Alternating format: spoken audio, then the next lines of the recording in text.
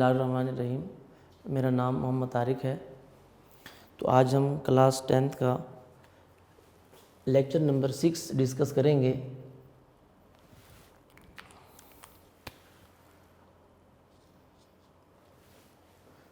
तो बेटा lecture number 6 आज हमारा Bronsted Lowry concept of acid and base.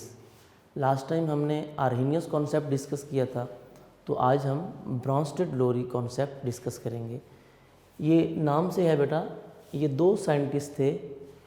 एक था ब्रांस्टेड जो कि डेनिश केमिस्ट था, डेनिश केमिस्ट ब्रांस्टेड था, और एक उसका फ्रेंड था लोरी, ये इंग्लिश केमिस्ट था। ब्रांस्टेड और लोरी ये दो साइंटिस्ट थे, इन्होंने मिलकर ये कॉन्सेप्ट दिया।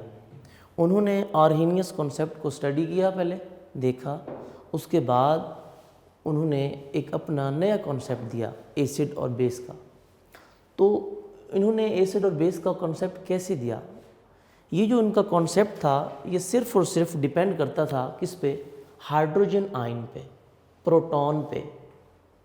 यानी इनके कॉन्सेप्ट को कहा जाता है कि ये प्रोटॉन के रिलेटेड कॉन्सेप्ट है, प्रोटॉन थ्योरी, प्रोटॉन के बारे में कॉन्सेप्ट। इन्होंने हाइड्रोक्सल की कोई बात नहीं की थी, सिर्फ हाइड्रोजन आयन को लेके चले थे, उसके बारे में एक्सप्लेन किया था।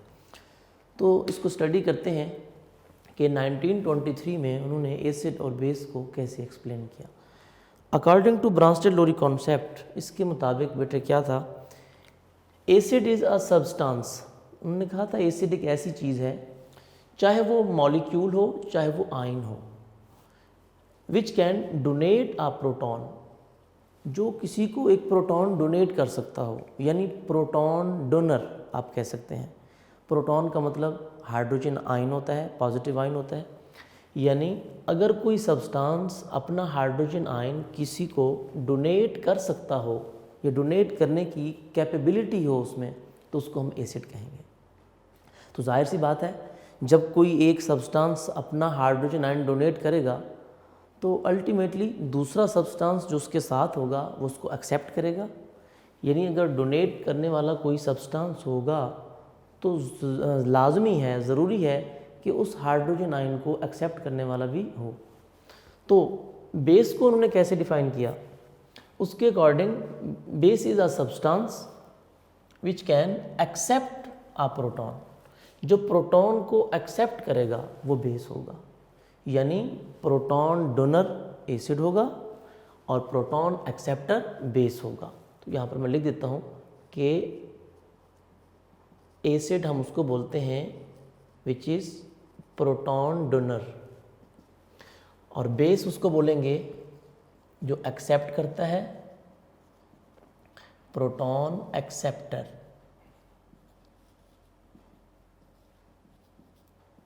अब हम इसको थोड़ा एक्सप्लेन करते हैं, इसकी एग्जांपल डिस्कस करते हैं। वो कहते हैं कि इसको चेक करने का बेहतरीन तरीका है, आप किसी भी दो सब्सटेंसेस का आपस में रिएक्शन कराएं। अब उसमें हम रिएक्शन लिखते हैं। फॉर एग्जांपल हमारे पास एक सब्सटेंस है हाइड्रोजन क्लोराइड, जिसको हम हाइड्रोक्लोरिक एसिड बोलते हैं, HCl। जब हम हाइड्रोक्लोरिक एसिड का रिएक्शन कराते हैं एक ऐसे सब्सटेंस के साथ जिसका नाम है अमोनिया, NH3, जब HCl और NH3 का आपस में रिएक्शन कराएंगे, इनमें रिवर्सिबल रिएक्शन होगा। याद रखिएगा, आपने कंप्लीट एरो नहीं लगाना, कंप्लीट एरो लगाएंगे तो गलत हो जाएगा। तो ये दो सब्सटेंस हैं, आपस में जब रिएक्शन करते हैं तो क्या होगा? अब इस रिएक्शन में एक सब्सटेंस ऐसा होगा जो अपना हाइड्रोजन डोनेट करेगा, अपना हाइड्रोजन आयन डोनेट करेगा, यानी प्रोटॉन डोनेट करेगा, और जो दूसरा होगा वो एक्सेप्ट करेगा। अब जब इनका रिएक्शन होता है तो हमारे सामने ये बात आती है, ये देखने को मिलता है कि डोनेट कौन सा करेगा और एक्सेप्ट कौन सा करेगा। तो इनमें जो HCl है बेटा, ये अपना हाइड्रोजन आयन डोनेट करता है अमोनिया को। जब अमोनिया उस हाइड्रोजन आयन को एक्सेप्ट करेगा तो ये बन जाएगा अमोनियम आयन NH4+। अब इस पर चार्ज भी आ जाएगा, क्यों? क्योंकि प्रोटॉन पर पॉजिटिव चार्ज होता है, तो हाइड्रोजन आयन जहाँ ऐड होगा वहाँ पर प्लस का चार्ज आएगा। इसने अपना एक हाइड्रोजन डोनेट कर दिया, यानी HCl ने अपना एक हाइड्रोजन डोनेट कर दिया किसको, NH3 को। बाकी क्या बचा, क्लोराइड आयन। तो हम यहाँ पर लिख देंगे Cl नेगेटिव, क्लोराइड आयन। तो इसमें अगर आप देखें, गौर करें, डोनेट किसने किया और एक्सेप्ट किसने किया। तो हाइड्रोक्लोरिक एसिड HCl ने डोनेट किया, तो हम इसका नाम रख देंगे दिस इज़ एसिड, क्योंकि हमने डेफिनेशन में पढ़ा है कि जो डोनेट करेगा वो क्या होगा, एसिड। उसने अपना हाइड्रोजन आयन यानी प्रोटॉन डोनेट किया, और इसने एक्सेप्ट किया तो इसका नाम क्या होगा, बेस। ठीक है, ये एग्जाम्पल थी। दूसरी एग्जाम्पल, एक और एग्जाम्पल भी डिस्कस करते हैं कि अब हम रिएक्शन लिखते हैं HCl यानी हाइड्रोक्लोरिक एसिड का रिएक्शन लिखते हैं किसके साथ, वाटर के साथ, H2O। इसमें भी रिवर्स रिएक्शन होगा। अब इसमें भी यही देखना होगा डोनेट कौन करता है और एक्सेप्ट कौन करता है। जब इन दोनों का आपस में रिएक्शन होगा, सेम हाइड्रोक्लोरिक एसिड अपना एक प्रोटॉन यानी अपना एक हाइड्रोजन आयन डोनेट करेगा किसको, वाटर को। तो वाटर जब उसको एक्सेप्ट करेगा तो किस में कन्वर्ट हो जाएगा, पहले H2 था, एक हाइड्रोजन और ऐड हो जाएगा, क्या हो जाएगा, H3O पॉजिटिव, हाइड्रोनियम आयन इसको बोलते हैं, हाइड्रोनियम आयन।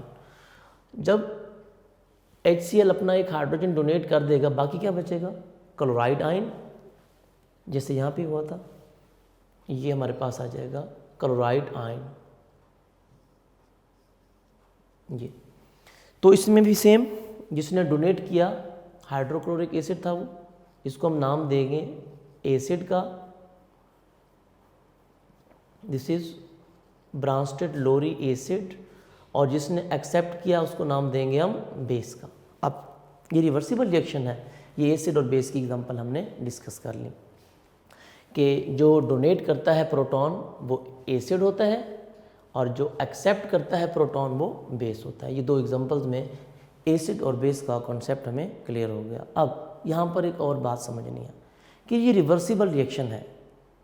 अब रिवर्सिबल रिएक्शन में क्या होगा, यानी अगर हम इस फॉरवर्ड रिएक्शन में देखें, HCl अपना एक प्रोटॉन डोनेट कर रहा है और NH3 अमोनिया एक प्रोटॉन एक्सेप्ट कर रहा है, ये चीज़ बन गई, अमोनियम आयन बन गया और क्लोराइड आयन बन गया।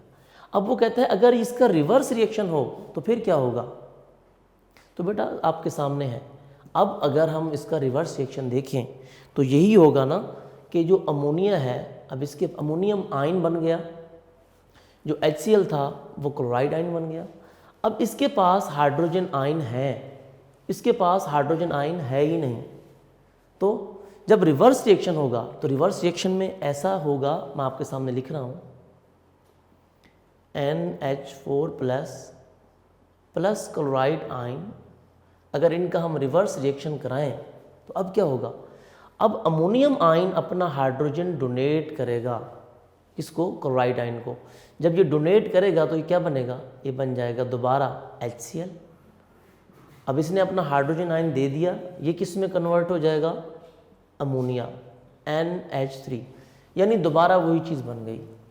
यानी रिवर्स रिएक्शन वही होता है ना, जिसमें फॉरवर्ड भी हो रहा हो और रिवर्स भी हो रहा हो। तो अब क्या होगा, इसका मतलब है अगर हम रिवर्स रिएक्शन में देखें तो अब ये अमोनियम आयन डोनेट कर रहा है और क्लोराइड आयन क्या कर रहा है, एक्सेप्ट कर रहा है। तो हम कह सकते हैं कि अब इसके अकॉर्डिंग ये एसिड होगा और ये क्या होगा, बेस होगा। हालांकि वहाँ पर रिवर्स था, यहाँ पर HCl जो था एसिड था, अमोनिया बेस था। अब यहाँ पर अमोनियम आयन बेस बन गया और ये क्या बन गया, एसिड बन गया। यानी रिवर्स रिएक्शन में जो एसिड है अब वो बेस बन जाता है और जो बेस है वो क्या बन जाता है, एसिड बन जाता है। तो इसको हम एक और टर्म के साथ एक्सप्लेन करेंगे कि जो हमारे पास एसिड था HCl, ये कन्वर्ट हो जाएगा कॉन्जुगेट बेस में। अब इसका नाम हम चेंज कर देंगे कि रिवर्स रिएक्शन में देखा जाए तो ये बेस है, तो इसको हम बोलेंगे कॉन्जुगेट बेस। बेस क्यों कहा, क्योंकि अब वो एक्सेप्ट कर सकता है। अगर इन दोनों का रिएक्शन हो जाए तो अब ये डोनेट करेगा अमोनियम आयन और ये क्या करेगा, उसको एक्सेप्ट करेगा। जो एक्सेप्ट करता है वो बेस होता है, जो डोनेट करता है वो क्या होता है, एसिड, इसका नाम लिख देंगे कॉन्जुगेट एसिड, कॉन्जुगेट एसिड। यानी हम कह सकते हैं कि जो एसिड है उसने प्रोड्यूस किया कॉन्जुगेट बेस, और जो पहले बेस था उसने प्रोड्यूस किया कॉन्जुगेट एसिड। अब कॉन्जुगेट की टर्म को आपने मैथ्स में भी सही तरह डिस्कस किया होगा कि हम किसी भी चीज़ का जब कॉन्जुगेट लेते हैं तो वो उसकी जो साइन उसका होता है, प्लस है तो वो माइनस हो जाता है, माइनस है तो वो प्लस हो जाता है। तो आप उस टर्म को लेकर भी यहाँ डिस्कस कर सकते हैं। कैसे? यानी एसिड का जब हम कॉन्जुगेट लेंगे तो वो क्या बन जाएगा? बेस, और जब हम बेस का कॉन्जुगेट लेंगे तो वो क्या बन जाएगा? एसिड। यानी सिंपल, प्लस का कॉन्जुगेट लें तो वो माइनस हो जाता है, माइनस का कॉन्जुगेट लें तो वो प्लस हो जाता है। तो सेम है, यानी रिवर्स रिएक्शन को देखते हुए उन्होंने क्या कहा कि जो एसिड था अब वो कन्वर्ट हो गया कॉन्जुगेट बेस में, और जो बेस था वो कन्वर्ट हो गया कॉन्जुगेट एसिड में। यहाँ पर मज़ीद आपको बात क्लियर हो जाएगी। अब HCl और H2O में भी सेम रिएक्शन हुआ। अब वाटर ने वो एक्सेप्ट किया, HCl ने डोनेट किया। अब एसिड क्या था? HCl। तो HCl में से बाकी क्या बचा? Cl। ये क्या बन जाएगा? एसिड कन्वर्ट हो जाएगा कॉन्जुगेट बेस में, और जो बेस था वो कन्वर्ट किस में हो गया? कॉन्जुगेट एसिड में। कॉन्जुगेट एसिड और बेस क्यों कहा? फिर वही बात कि अगर रिवर्स रिएक्शन करके देखें तो अब रिवर्स प्रोसेस होगा। अब जो हमारे पास पहले बेस था H3O पॉजिटिव, अब ये डोनेट करेगा, वो एक्सेप्ट करेगा। पहले ये था कि HCl डोनेट कर रहा था और H2O एक्सेप्ट कर रहा था। अब क्या होगा? अब उलट, जिसने डोनेट किया था Cl ने डोनेट किया था ना हाइड्रोजन इसको, अब Cl एक्सेप्ट करेगा, और जिसने एक्सेप्ट किया था वो क्या करेगा? डोनेट करेगा। तो इसलिए यानी हम कह सकते हैं each acid produces a conjugate base, similarly each base produces a conjugate acid या एन कॉन्जुगेट एसिड। यानी वो कॉन्जुगेट एसिड जो होगा वो बेस से आएगा, और जो कॉन्जुगेट बेस होगा वो एसिड से आएगा। हम कह सकते हैं each acid produces a conjugate base and each base produces a conjugate acid.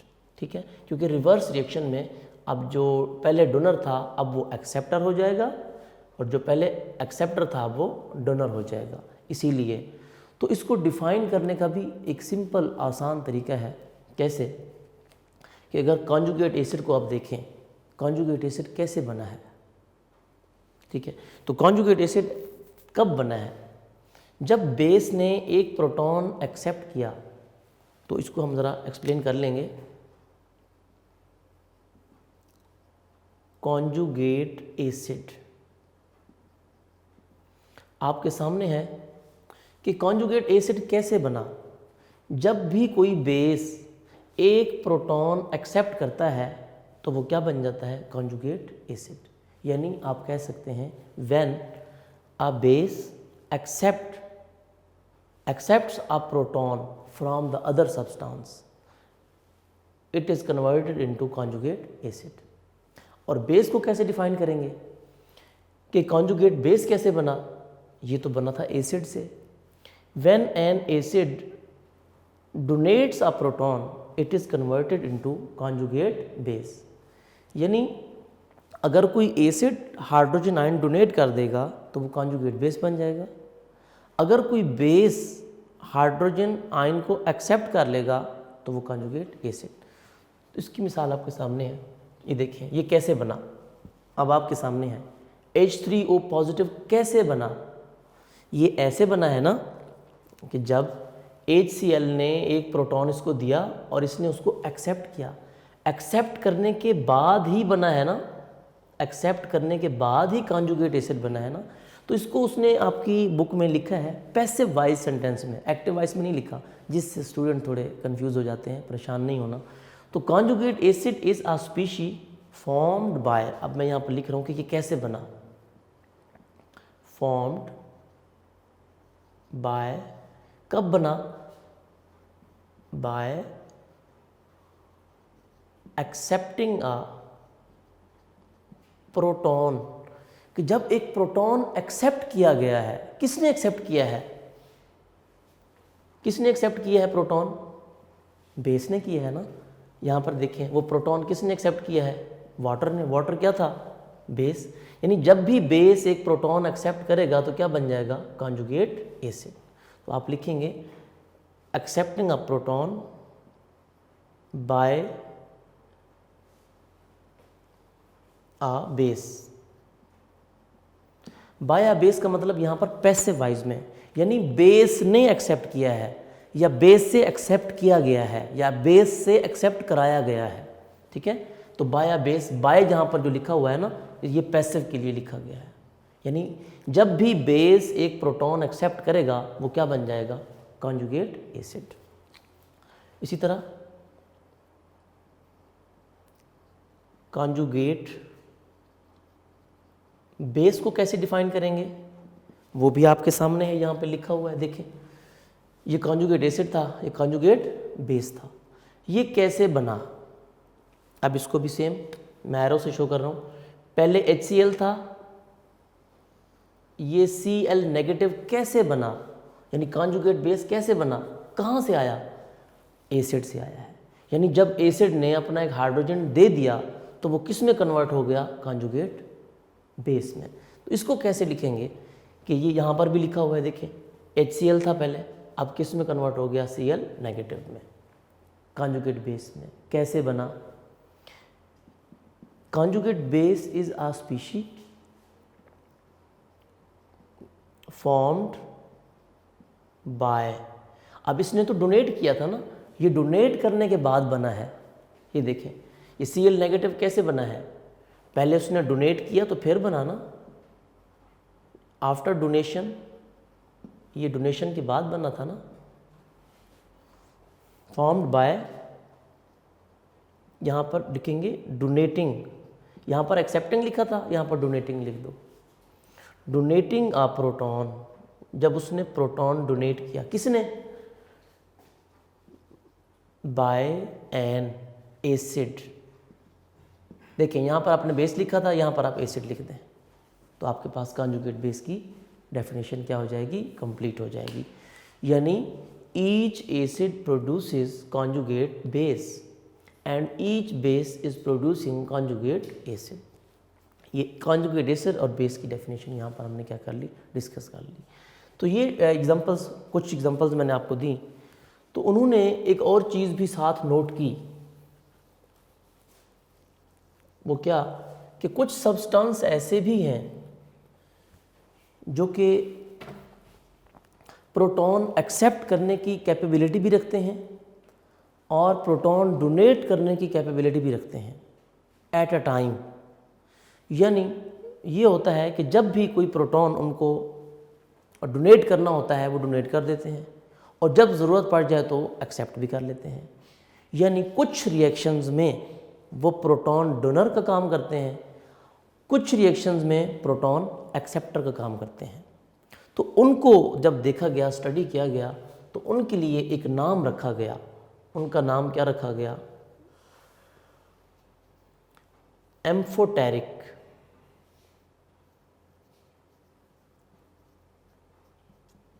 Amphoteric substances या एम्फोटेरिक कंपाउंड्स।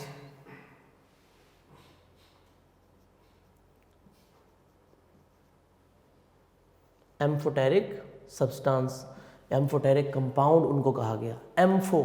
एम्फोटेरिक का मतलब होता है बोथ, जिसमें डुअल नेचर हो। अब कैसे, आपके सामने मैं एग्जांपल देता हूँ। वो कहते हैं कि जब हम H2O वाटर है, जब हम वाटर का रिएक्शन कराते हैं किसके साथ, अमोनिया के साथ, NH3 अमोनिया के साथ, तो जब इनका आपस में रिवर्स रिएक्शन होता है तो इस रिवर्स रिएक्शन में डोनेट कौन करेगा और एक्सेप्ट कौन करेगा। जब इन दोनों में बेटा कंपैरिजन किया जाता है H2O का और NH3 का, ये देखा जाता है कि डोनेट कौन करेगा और एक्सेप्ट कौन करेगा। तो इसमें जो डोनेट करने की टेंडेंसी है वो H2O वाटर में है। तो वाटर अपना हाइड्रोजन आयन डोनेट कर देता है अमोनिया को। तो जब अमोनिया उसको एक्सेप्ट करेगा, पहले अमोनिया था, अब क्या बन जाएगा, अमोनियम आयन, अमोनियम आयन बन जाएगा, NH4+ बन जाएगा प्लस। अब इसने अपना हाइड्रोजन दे दिया, बाकी इसके पास क्या बच जाएगा, हाइड्रोक्सल OH नेगेटिव, क्योंकि उसने डोनेट कर दिया है। वाटर में आपको पता है एक हाइड्रोजन आयन होता है और एक ही हाइड्रोक्सल आयन होता है। जब वाटर अपना हाइड्रोजन आयन डोनेट कर देगा इसको, ये इसने डोनेट कर दिया और इसने एक्सेप्ट कर लिया, ये बन जाएगा अमोनियम आयन और ये बन जाएगा हाइड्रोक्सल आयन। तो जो डोनर होता है, आपको पता है हमने यहाँ पर पढ़ा है, which can donate a proton, वो क्या होता है, एसिड।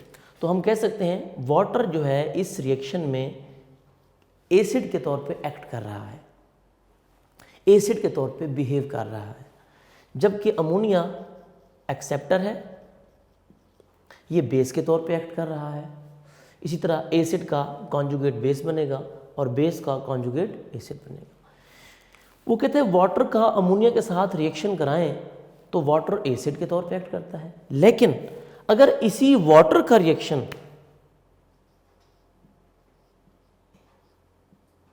HCl के साथ करवा दें, हाइड्रोक्लोरिक एसिड के साथ करा दें, जो कि हमने यहाँ पर भी डिस्कस किया हुआ है ऊपर, ठीक है। अच्छा, पहले H2O को लिख दें, HCl को लिख दें, या HCl को पहले लिख दें उसको बाद में लिख दें, कोई फ़र्क नहीं पड़ता, सेम है।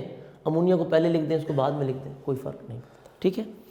अच्छा, तो कहता है इस तरह अगर आप इनका रिएक्शन कराएं, अब इन दोनों रिएक्शन में डोनेट कौन करेगा और एक्सेप्ट कौन करेगा। इस रिएक्शन में जो वाटर है वो डोनेट नहीं कर सकता। अब इसमें HCl अपना प्रोटॉन डोनेट करता है, किसको, H2O को। अब वाटर एक्सेप्ट करेगा, जब वाटर एक्सेप्ट करेगा क्या बन जाएगा, H3O पॉजिटिव हाइड्रोनियम आयन, और यहाँ पर बाकी क्या बचेगा, क्लोराइड आयन, जो कि यहाँ पर भी लिखा हुआ है आपके सामने, ये इक्वेशन मैंने यहाँ भी लिखी हुई है, ठीक है। यानी H2O अमोनिया के साथ देखें तो एज एन एसिड एक्ट कर रहा है, एज एन एसिड बिहेव कर रहा है, जबकि इस H2O का रिएक्शन, वाटर का रिएक्शन अगर हाइड्रोक्लोरिक एसिड के साथ कराएं तो वहाँ पर वो प्रोटॉन एक्सेप्ट कर रहा है।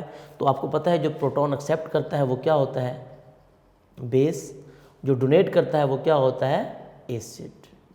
यानी वाटर में अगर हम देखें तो दोनों पॉसिबिलिटीज़ हैं। कुछ रिएक्शंस में वो एसिड के तौर पे एक्ट कर रहा है, कुछ रिएक्शंस में वो बेस के तौर पे एक्ट कर रहा है, कुछ रिएक्शंस में वो हाइड्रोजन आयन अपना डोनेट कर देता है, प्रोटॉन दे देता है किसी को, कुछ रिएक्शंस में वो प्रोटॉन एक्सेप्ट कर लेता है। तो इस तरह के जो रिएक्शंस होते हैं या इस तरह के जो कंपाउंड्स होते हैं उनको नाम दिया जाता है एम्फोटेरिक कंपाउंड्स या एम्फोटेरिक सब्सटेंसेस। यानी इसको हम डिफाइन कर सकते हैं, दो सब्सटेंसेस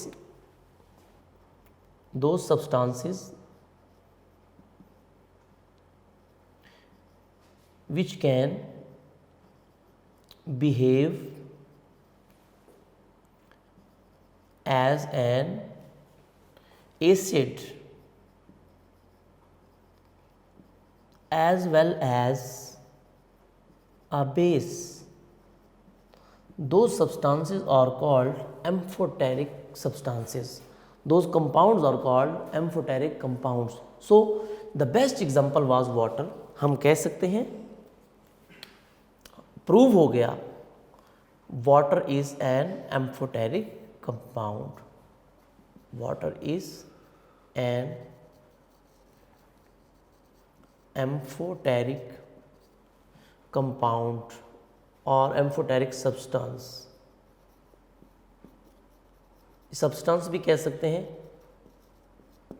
तो ये बहुत इंपॉर्टेंट शॉर्ट क्वेश्चन है आपके टेस्ट योरसेल्फ का और एक्सरसाइज का, कि prove that water is an amphoteric species और water is an amphoteric substance और water is an amphoteric compound.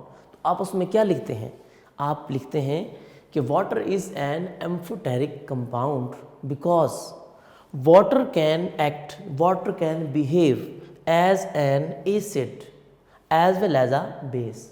For example, when water react with ammonia NH3, water act as an acid because water donate a proton. When water react with HCl, water act as a base. यानी ammonia के साथ reaction कराएं तो water अपना proton दे देता है, HCl के साथ रिएक्शन कराएं तो वाटर एक प्रोटॉन एक्सेप्ट कर लेता है। यानी कुछ रिएक्शंस में ये डोनेट भी करता है, कुछ रिएक्शंस में ये एक्सेप्ट भी करता है। इस वजह से जो डोनेट करने की कैपेबिलिटी भी रखता हो, एक्सेप्ट करने की कैपेबिलिटी भी रखता हो, उसको हम नाम देते हैं एम्फोटेरिक सब्सटेंस, एम्फोटेरिक कंपाउंड का। मेरे ख्याल में ये बात आपको क्लियर हो गई होगी। तो ज़रूरी नहीं कि सिर्फ आप इसी के साथ रिएक्शन लिखें, आपकी बुक में एक और रिएक्शन भी साथ यहाँ लिखा हुआ है एसिटिक एसिड के साथ, आप वो भी यहाँ मेंशन कर सकते हैं। मैं लिख देता हूँ यहाँ पर, एसिटिक एसिड के साथ भी अगर हम वाटर का रिएक्शन देखें CH3COOH प्लस H2O, तो जब यहाँ रिएक्शन होगा, इस रिएक्शन में भी वाटर जो है अपना एक प्रोटॉन एक्सेप्ट करता है। तो ये क्या बनेगा, ये बन जाएगा, जब वाटर एक्सेप्ट करेगा H3O पॉजिटिव, हाइड्रोनियम आयन बन जाएगा, प्लस यहाँ पे क्या बचेगा, एसीटेट आयन, बाकी बचेगा CH3COO माइनस। ठीक है, ये एसीटेट आयन बन गया। तो ये डोनेट कर रहा है, जो डोनेट करता है वो क्या होता है, एसिड, जो एक्सेप्ट करता है वो क्या होता है, बेस। तो जो एसिड है, एसिड का क्या बनता है, कॉन्जुगेट बेस, और जो बेस होता है उसका क्या बनता है, कॉन्जुगेट एसिड। ये बन जाएगा कॉन्जुगेट एसिड। तो ये एग्जांपल भी आप मतलब लिख सकते हैं उन एग्जांपल्स में से, कॉन्सेप्ट में से। तो ये सारी बातें हमने डिस्कस की। उसके साथ कॉन्जुगेट एसिड और बेस का कॉन्सेप्ट भी क्लियर हो गया। अब कॉन्जुगेट एसिड बेस कॉन्सेप्ट के बाद इस रिएक्शन को स्टडी किया गया, इसकी भी कुछ लिमिटेशंस सामने आ गई। इस कॉन्सेप्ट की भी कुछ लिमिटेशंस थी। इसकी लिमिटेशंस क्या थी, इसको भी स्टडी किया, दूसरे साइंटिस्ट आए, पढ़ा, उसको थारोली देखा कि इसमें क्या है। फिर पता चला कि इसमें भी कुछ फ्लॉज हैं, जैसे आर्हीनियस में थे। कैसे, उन्होंने कहा कि बहुत सारी चीज़ें ऐसी हैं जो एसिडिक हैं, लेकिन वो प्रोटॉन डोनेट नहीं करती। कैसे, अब पहला पॉइंट मैं आपको बता रहा हूँ। अब अगर हम बात करें सल्फर ट्राईऑक्साइड की, सल्फर डाइऑक्साइड की, कार्बन डाइऑक्साइड की, नाइट्रोजन डाइऑक्साइड की, ये मैंने एग्जांपल्स दी हैं आपको। आपकी बुक में एक ही लिखी हुई है, ये वाली मैंने आपको ये समझाने के लिए लिखी। यानी कि बहुत, ये सारी चीज़ें क्या हैं, ये ऑक्साइड हैं। ये सारे के सारे क्या होते हैं, आपको पता है, एसिडिक होते हैं। इनकी नेचर एसिडिक होती है, वो तो लिवाइजर ने भी कहा था। और वैसे भी आपको पता होना चाहिए, अगर इन तमाम चीज़ों को हम वाटर में डिज़ोल्व करें तो एसिड बन जाता है। कैसे, जो सल्फ़र के ऑक्साइड हैं ये सल्फ्यूरिक एसिड बना देंगे, कार्बन की ऑक्साइड कार्बोनिक एसिड बना देंगे, नाइट्रोजन की ऑक्साइड नाइट्रिक एसिड बना देंगे। तो सल्फ़र ट्राईऑक्साइड की जो नेचर है वो क्या है, एसिडिक है। लेकिन क्या ख्याल है, इसमें हाइड्रोजन है, इसमें प्रोटॉन है नहीं। जब प्रोटॉन नहीं है तो ये प्रोटॉन डोनेट कैसे करेगा।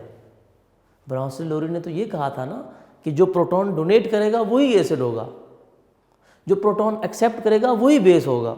लेकिन हम कहें कि भाई इसमें तो प्रोटॉन है ही नहीं, जब है ही नहीं तो डोनेट कैसे करेगा, तो जब है ही नहीं डोनेट नहीं करेगा। तो इसके अकॉर्डिंग तो ये एसिड नहीं है, लेकिन ये एसिड है, तो ये इसकी लिमिटेशन थी।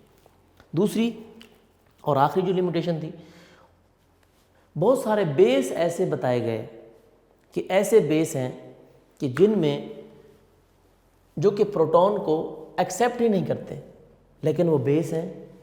फॉर एग्जांपल कैल्शियम ऑक्साइड, मैंने अभी बताया था, ये मेटेलिक ऑक्साइड है, ये बेस है। अब कैल्शियम ऑक्साइड बेस है, इसके अलावा मैग्नीशियम ऑक्साइड ये भी क्या है, बेस है। एक और भी लिख देता हूँ मैं, कॉपर ऑक्साइड ये भी क्या है, बेस है। ये सारे बेस हैं, लेकिन बेसिक हैं। क्यों? क्योंकि अगर इनको वाटर में डिज़ोल्व करें तो जो सॉल्यूशन बनाते हैं वो बेसिक होता है। लेकिन इनमें देखें, इनमें से कोई भी ऐसा कंपाउंड नहीं है जो प्रोटॉन को यानी हाइड्रोजन आयन को एक्सेप्ट कर सकता हो। ना कैल्शियम ऑक्साइड एक्सेप्ट करता है, ना मैग्नीशियम ऑक्साइड एक्सेप्ट करता है, ना कॉपर ऑक्साइड। प्रोटॉन एक्सेप्ट नहीं करते, फिर भी बेस है। जबकि इसने तो कहा था कि जो प्रोटॉन एक्सेप्ट करेगा वही बेस होगा, जो प्रोटॉन एक्सेप्ट नहीं करेगा वो बेस नहीं होगा। इसने कहा था जो प्रोटॉन डोनेट करेगा वही एसिड होगा, जो प्रोटॉन डोनेट नहीं करेगा वो एसिड नहीं होगा। लेकिन यहाँ तो कुछ और है। हाँ, इसका कॉन्सेप्ट भी ठीक था काफ़ी हद तक, लेकिन लिमिटेड था, बहुत सारी चीज़ों को एक्सप्लेन नहीं करता। तो ये इसकी भी दो ये मेन लिमिटेशंस हैं कि बहुत सारे एसिड्स ऐसे हैं जो कि प्रोटॉन डोनेट नहीं करते, जैसे SO3 सल्फर ट्राईऑक्साइड। बहुत सारे बेसिस ऐसे हैं जो कि प्रोटॉन एक्सेप्ट नहीं करते, जैसे कैल्शियम ऑक्साइड। यानी बहुत सारे एसिड ऐसे हैं जो प्रोटॉन डोनेट नहीं करते, बहुत सारे बेसिस ऐसे हैं जो प्रोटॉन एक्सेप्ट नहीं करते। तो ये उसकी लिमिटेशन थी। तो इसमें हमने देखा कि एसिड प्रोटॉन डोनर और बेस प्रोटॉन एक्सेप्टर। यानी हम कह सकते हैं कि actually it was proton transfer theory कि प्रोटॉन ट्रांसफ़र लाजमी होगा। क्यों? क्योंकि इसके रिवर्स में भी ये काम हो रहा होता है। फॉरवर्ड में एक डोनेट कर रहा होता है और एक एक्सेप्ट कर रहा होता है, रिवर्स में भी सेम। फिर एक डोनेट कर रहा होता है, दूसरा एक्सेप्ट कर रहा होता है। फॉरवर्ड में क्या होता है, एक डोनेट कर देता है और दूसरा एक्सेप्ट। रिवर्स में जिसने डोनेट किया होता है अब वो एक्सेप्ट करता है, और जिसने एक्सेप्ट किया होता है वो डोनेट करता है, जिसको हमने कॉन्जुगेट एसिड और कॉन्जुगेट बेस का नाम दे दिया। यानी वो कहता है कि इनके पेयर मौजूद होते हैं, कॉन्जुगेट एसिड बेस के पेयर मौजूद होते हैं। ठीक है, तो ये हमारा इनके इसके बारे में कॉन्सेप्ट था। फिर इसमें हमने देखा कि ऐसे सब्सटेंस भी हमें देखने को मिले कि जो कि कुछ रिएक्शन में प्रोटॉन डोनेट कर देते हैं, यानी प्रोटॉन ट्रांसफ़र कर देते हैं, और कुछ रिएक्शन में प्रोटॉन एक्सेप्ट कर लेते हैं। तो उनको हमने नाम दिया कौन सा, एम्फोटेरिक सब्सटेंसेस का, एम्फोटेरिक कंपाउंड्स का। यानी जो प्रोटॉन डोनेट करते हैं और एक्सेप्ट भी करते हैं, कुछ रिएक्शंस में डोनेट, कुछ रिएक्शंस में एक्सेप्ट। तो जैसे वाटर को हमने देखा, तो वाटर में हमने जब रिएक्शन देखा, अमोनिया के साथ ये एसिड का काम करता है और HCl के साथ ये बेस का काम करता है।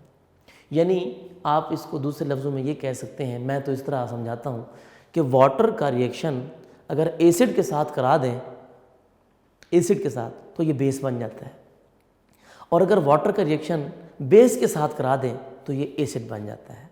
यानी इसमें डुअल नेचर है, इसमें दोगलापन है। एसिड के अगर कोई स्ट्रॉन्ग एसिड आ जाए इससे तगड़ा, तो ये बेस बन जाएगा, और अगर इसके सामने कोई स्ट्रॉन्ग बेस आ जाए, तगड़ा बेस आ जाए, तो ये एसिड बन जाएगा। इसके सामने बेस आ जाए तो ये कहता है मैं एसिड हूँ, इसके सामने एसिड आ जाए कोई स्ट्रॉन्ग तो ये कहता है मैं बेस हूँ। यानी इसमें डुअल नेचर है, तो इसको बोलते हैं एम्फोटेरिक सब्सटेंस। तो हमने रिएक्शन के ज़रिए इसको क्या किया, चेक किया और एक्सप्लेन किया। अब ये एसिड और बेस का सिंपल हमारे पास क्या था, कॉन्सेप्ट था। अब अक्सर ये आपकी बुक में ये प्रॉब्लम है, वहाँ पर बताया गया है, ये मैं आपको पेज नंबर बता रहा हूँ। ये आपने बेटा पेज नंबर 24 टेक्स्ट बुक का, उसमें देखिए आपके पास प्रॉब्लम नंबर 1 ये है 10.1। वहाँ पर नीचे आपको पॉइंट दिए गए हैं 3A, B, C। ठीक है, उसमें ये कहा गया है कि व्हाट आर कॉन्जुगेट बेसिस, आपने कॉन्जुगेट बेस बनाना है, और दूसरे बी पॉइंट में है कि आपने गिव द कॉन्जुगेट एसिड, उनका कॉन्जुगेट एसिड बनाना है, और तीसरे में ये बताना है कि कौन कौन से ऐसे हैं जो एम्फोटेरिक हैं, यानी उनमें वो बताने हैं which behave both as Bronsted acids and Bronsted base, जो एसिड और बेस दोनों के तौर पे एक्ट कर सकते हैं। तो उसमें एक एग्जांपल कॉन्जुगेट एसिड और बेस बनाने का तरीका मैं आपको बता रहा हूँ, ठीक है। तो आपने इसको ज़रा गौर से समझना है कि how to form conjugate acid. किसी चीज़ का कॉन्जुगेट एसिड बनाना है तो क्या करेंगे, और किसी चीज़ का कॉन्जुगेट बेस बनाना है तो क्या करेंगे, ठीक है। तो इसका बेहतरीन तरीका मैं आपको जो बता रहा हूँ ये आप अपनी टेक्स्ट बुक के साथ लिख लें, 24 पेज पे प्रॉब्लम नंबर 1 के साथ लिख लें, जो मैं लिखवा रहा हूँ वैसे लिखना है। हाँ जी, मैं बता रहा हूँ बेटा आपको, टू फॉर्म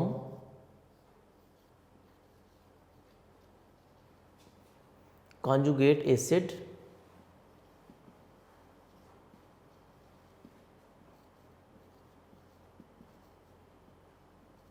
ठीक है।